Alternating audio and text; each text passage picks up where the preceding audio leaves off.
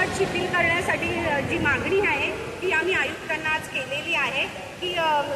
जी विधवा महिलेच्या वयाची अट आहे ती शिथिल करण्यात यावी आणि तिथे ती जी रक्कम होती 25,000 ती कुठेतरी वाढवण्यात यावी, त्याची 1 लाखापर्यंत तरी ती वाढवण्यात यावी, यासाठी आम्ही एक निवेदन दिलं होतं। त्याचप्रमाणे आमची दुसरी एक योजना आहे ज्या आर्थिक दुर्बल घटकातील गुरुतर आजार असणाऱ्या महिलांना उदरनिर्वाहासाठी जी रक्कम दिली जाते, अर्थसहाय्य दिलं जातं, त्याच्यामध्ये देखील कुठेतरी वाढ करण्यात येते। आता तुम्ही तर बघताय की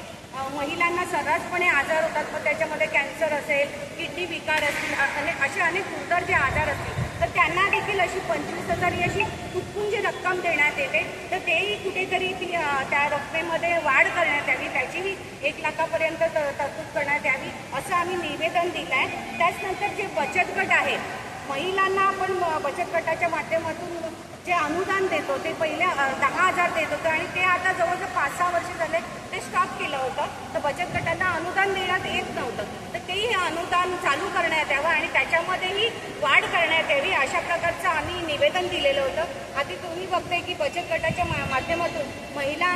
सक्षमीकरण हाही आपण उद्देश डोळ्यासमोर ठेवतो, तर त्याच्यामध्ये जी रक्कम दिली होती ती कुठेतरी तुटून जाते। आता तुम्ही बघाल की सगळीकडे महागाई वाढलेली आहे। जर एखाद्या महिलेला उद्योग व्यवसाय करायचा असेल, उदाहरणार्थ समजा आपल्याला एक मशीन घ्यायची असेल, भाकरीचीच मशीन घ्या, त्याचीच किंमत 2 ते 2.5 लाख रुपये आहे आणि हे जे 10,000 अनुदान होतं तेही बंद केलं, पण ते किती कमी आहे, त्याच्यामध्ये कुठेतरी वाढ झाली पाहिजे म्हणून आम्ही आज आयुक्तांना निवेदन दिलं होतं आणि आयुक्तांनी सकारात्मक रीतीने आमचं निवेदन ऐकून घेतलं आणि त्याच्यावर अंमलबजावणी करत असं त्यांनी आश्वासन दिलं।